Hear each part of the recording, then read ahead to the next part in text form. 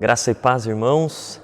Nós estamos alegres por poder participar deste momento de estudo bíblico, momento este que já foi iniciado durante o mês de fevereiro, através do nosso irmão seminarista Jackson. E durante esse mês nós temos trabalhado o seguinte tema: uma igreja saudável. Se os irmãos ainda não acompanharam os primeiros vídeos, curtam aí no nosso canal a playlist de estudos bíblicos e procurem por esse tema, uma igreja saudável. Nós já trabalhamos esse tema em 3 aspectos. O que é uma igreja saudável, igreja sal e luz e uma igreja que ora. Nós estamos construindo essa ideia, estudando o que a palavra de Deus nos diz a respeito de uma igreja saudável, porque esse é o desejo do nosso coração, que sejamos uma igreja saudável em Cristo Jesus. E hoje eu convido a todos a estudarmos juntos a palavra de Deus e refletirmos sobre o seguinte tema: uma igreja que faz discípulos. Uma igreja que faz discípulos. Nós leremos o texto no Evangelho segundo registrou Mateus, no capítulo 28, leremos do versículo 18 ao versículo 20. O famoso Ide de Mateus, a grande comissão dos discípulos, a grande comissão da igreja. Mas antes da leitura, nós vamos fazer uma oração clamando a Deus pela sua revelação em nossas vidas. Pai, em nome de Jesus, Senhor, nós humildemente te pedimos que a tua palavra nos mostre o teu caminho, a tua vontade e a verdade, Senhor, para a vida da tua igreja. Nós somos teus filhos, somos teus discípulos, servos do Senhor e queremos ser obedientes a ela. Por isso, Deus nos orienta, nos capacita a compreender e dessa forma fazer a tua vontade na nossa vida e na vida da igreja, em nome de Jesus Cristo. Amém.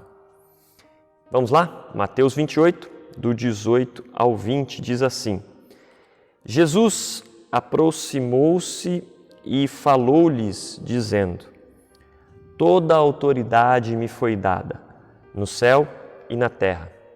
Ide, portanto, fazei discípulos de todas as nações, batizando-os em nome do Pai, do Filho e do Espírito Santo, ensinando-os a guardar todas as coisas que vos tenho ordenado. E eis que estou convosco todos os dias, até a consumação do século. Palavras do nosso Senhor, do nosso Salvador, Jesus Cristo. Uma igreja saudável, irmãos, é uma igreja que cumpre o propósito de Deus para a sua existência, fazendo discípulos. Ora, o que são discípulos? Precisamos entender que o contexto onde Mateus vive e onde Jesus profere essas palavras é um contexto onde a referência de discípulo é muito clara. Nós temos ali um povo hebreu vivendo numa cultura helênica e tendo essas coisas em mente, nós sabemos que o hebreu, desde jovem, desde muito pequenininho, ele já tentava se encaminhar para ser o discípulo de um grande mestre, de um escriba, de um estudioso das Escrituras.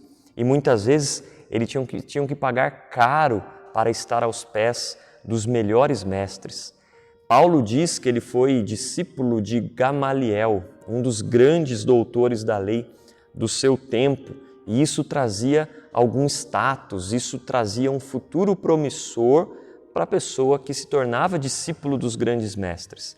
Também era assim na escola grega de filosofia, onde o discípulo vivia com o seu tutor, com o seu mestre, aprendendo dele e muitas vezes pagando quantias generosas de dinheiro para poder dizer: eu sou discípulo de fulano, eu sou discípulo de cicrano. Então, só para a gente ter uma ideia de que existia ali uma ideia de discipulado, onde alguém se colocava à disposição de ensinar para benefício do outro, para que o outro pudesse aprender dele e trazer sobre a sua vida os frutos deste aprendizado. Contudo, quando nós vamos para a palavra de Deus e pensamos na relação discípulo de Jesus, nós podemos observar algumas afirmações que Jesus faz em relação aos seus discípulos que diferem um tanto em relação aos discípulos de outras escolas, de outras maneiras. Em Marcos, No Evangelho registrado por Marcos, no capítulo 8, versículo 34 e 35, a palavra diz assim, que Jesus, convocando a multidão e juntamente os seus discípulos, lhes disse: se alguém quer vir após mim, a si mesmo se negue, tome sua cruz e siga-me. Quem quiser, pois, salvar a sua vida, perdê-la-á, e quem perder a sua vida, por causa de mim e do Evangelho, salvá-la-á. Palavras de Jesus Cristo, quando ele está se referindo ali, conversando com uma multidão, como diz o versículo 34, e também com seus discípulos. E a afirmação de Jesus para eles é que quem quiser continuar sendo seu discípulo, quem quiser segui-lo, precisa tomar a cruz e seguir a Cristo, negando-se a si mesmo. A diferença primordial, a diferença principal entre os discípulos dos mestres da lei, entre os discípulos dos pensadores da escola filosófica, é que eles não precisavam abrir mão das suas vidas.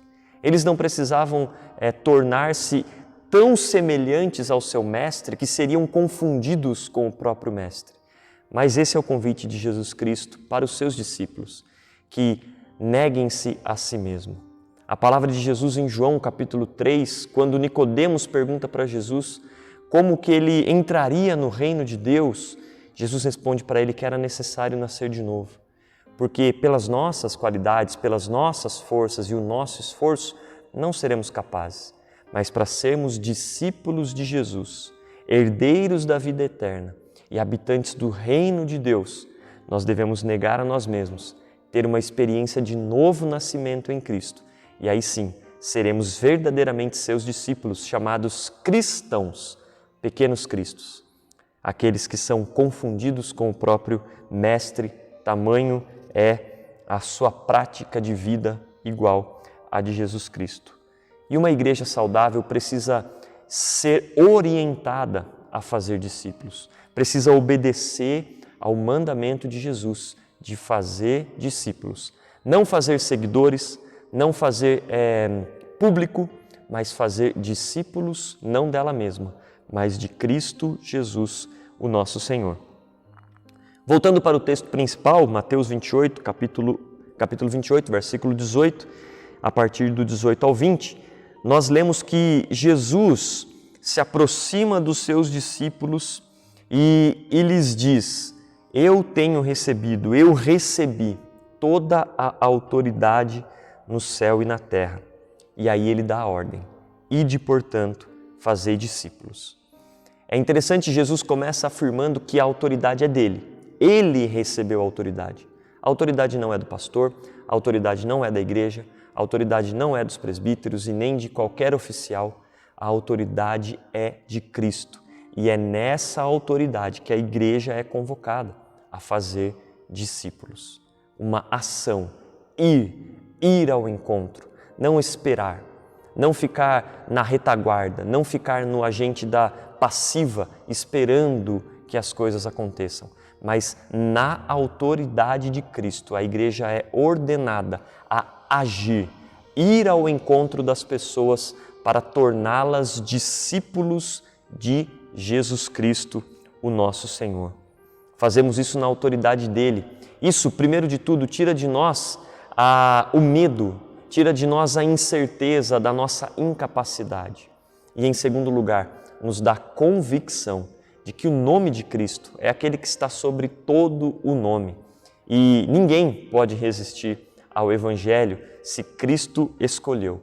Então, quando pensamos em fazer discípulos e talvez tentamos criar inúmeras ferramentas, formas, métodos, processos para discipulados, mas nós nunca devemos esquecer que qualquer método, qualquer ferramenta deve estar debaixo da autoridade de Cristo e se submeter à autoridade do nosso Senhor.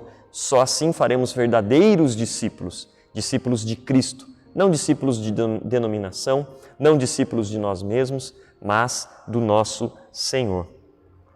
Na autoridade de Cristo, a igreja precisa ir ao encontro das pessoas intencionalmente para torná-las discípulos de Jesus Cristo. O segundo ponto, irmãos, quando Jesus segue dizendo que a igreja precisa fazer discípulos de todas as nações, ele orienta que esse discipulado também envolve o batismo e o ensino de todas as coisas que ele nos tem ordenado. Nós que somos presbiterianos independentes entendemos o batismo como uma referência maravilhosa, um símbolo grandioso da obra de salvação de Cristo nas nossas vidas. Isso não é fruto da nossa consciência, isso não é fruto do nosso desejo, mas do desejo de Cristo, da aliança que Ele fez com o seu povo. E em Cristo nos deu uma nova aliança, que as nossas famílias, os nossos filhos, todos aqueles a quem amamos e apresentamos a Ele no batismo, nós estamos ali simbolicamente incluindo na aliança e estamos nos dedicando e fazendo um compromisso de ensiná-los. Isso é o que significa o nosso batismo. E a palavra de Deus continua que além do batismo, além de dar a experiência de saber que estão sendo lavados pelo sangue do Cordeiro, também ensinar. O batismo não é um processo que termina em 4, 5, 12 etapas, mas o batismo é vida na vida. O batismo é viver junto, é caminhar junto. Assim como os discípulos de Cristo, que estavam com Ele a todo tempo e que até queriam continuar, permanecer com Ele, se Ele não voltasse para o Pai. Fazer um discípulo para Cristo é conviver e diariamente, em toda a oportunidade, intencionalmente, ensinar aquilo que nos foi ensinado na Palavra de Deus através do nosso Senhor. Portanto, uma igreja saudável, ela vai ao encontro das pessoas para torná-las discípulos. Ela batiza essas pessoas em nome do Pai, do Filho e do Espírito Santo e as ensina a obedecer aquilo que nós temos recebido de Cristo. E também, irmãos, um último ponto sobre uma igreja saudável que faz discípulos. Uma promessa de Jesus Cristo presente nesse texto, presente no contexto do Ide. O último versículo, quando ele diz: eis que estarei convosco, ou eis que estou convosco, todos os dias, até a consumação do século. A promessa de Cristo, irmão, que muitas vezes nós nos apegamos a elas quando estamos afastados, estamos longe, nós muitas vezes nos apegamos a isso, é promessa do Senhor que Ele estará conosco. Amém. Glória a Deus, que o Senhor esteja conosco em todos os momentos. Mas o que esse texto, especificamente esse texto, está nos dizendo é que existe um contexto, o contexto do evangelismo, o contexto de fazer discípulos, o contexto do ensinar, de batizar os discípulos para Cristo. Nesse contexto, Deus garante que estará presente, estará conosco todos os dias até a consumação do século. A presença do Senhor é o que torna a vida da igreja uma vida saudável, uma igreja saudável. Não há como uma igreja estar longe de Cristo e ser uma igreja saudável. E se a igreja tem a presença de Cristo, inevitavelmente, ela vai fazer discípulos para o Senhor. E se a igreja está fazendo discípulos para o Senhor, Cristo está presente nessa igreja. É promessa do nosso Deus, é palavra do Senhor, que não mente, que não falha. Portanto, uma igreja saudável, irmãos, é uma igreja que pensa sobre discipulado. Não apenas como métodos, não apenas como material, mas que age, que vai ao encontro das pessoas para fazer discípulos para o nosso Senhor. Que a gente possa, como igreja de Cristo, que quer ser uma igreja saudável, pensar sobre isso e agir dessa forma. Não esperando apenas que a liderança ou que a igreja tome providências e crie métodos e salas e programas, mas individualmente nós somos chamados a fazer discípulos para Cristo. Podem procurar o seu pastor, podem procurar o seu presbítero, podem procurar os líderes da igreja, que nós vamos te ajudar a cumprir o ID sobre a sua vida. E assim, você, eu e todos nós faremos dessa igreja uma igreja saudável, uma igreja que serve a Cristo e que desfruta da presença dEle constantemente, fazendo e obedecendo a sua vontade. Uma igreja saudável é uma igreja que faz discípulos. Vamos orar mais uma vez? Pai, obrigado pela Tua palavra. Obrigado pela liberdade de acessar, ler e na ação do Espírito Santo compreender a Tua vontade. Nos capacita, Senhor, a ser uma igreja saudável, fazendo discípulos para Ti. Nos capacita, Senhor, a olhar as pessoas ao nosso redor e agir de forma intencional, ensinando como o Senhor nos ensinou, trazendo para o convívio da igreja, trazendo para serem batizadas, trazendo para aprender mais do Senhor e para juntos multiplicarmos a multidão de discípulos para o Senhor. Nós te pedimos e agradecemos em nome de Jesus. Amém. Queridos, obrigado mais uma vez por esse tempo conosco. Convido você a curtir esse vídeo, compartilhar e também curtir o nosso canal. Nós agradecemos e convidamos a todos que façam parte também da nossa igreja, dessa igreja de discípulos, a IPI do Rio Acima. Que Deus abençoe e um grande abraço a todos.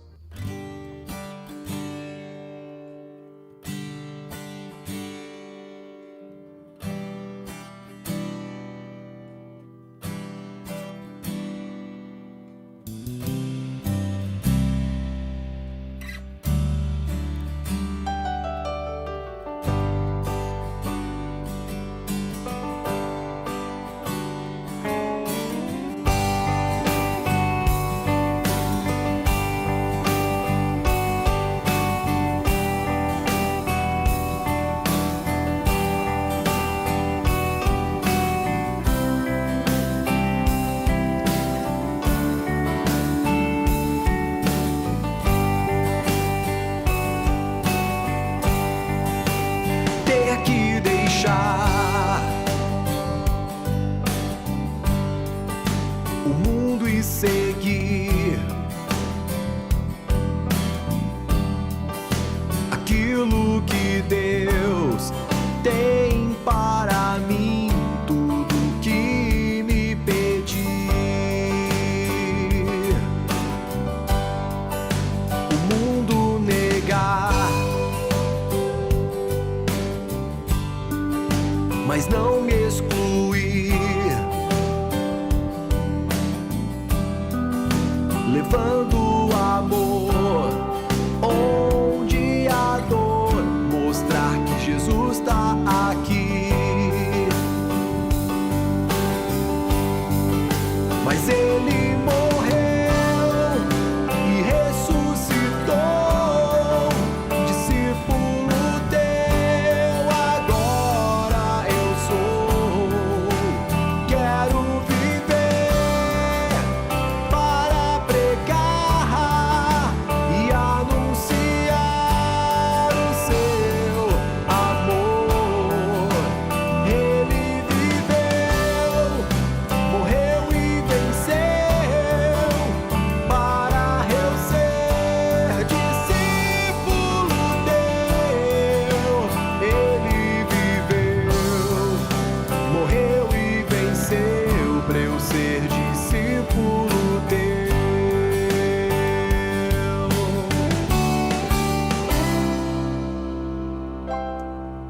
Amar e pregar,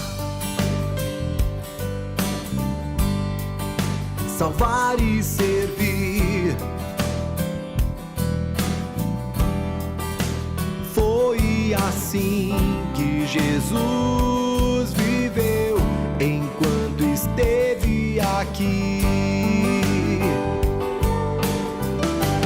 Nele me espelhar,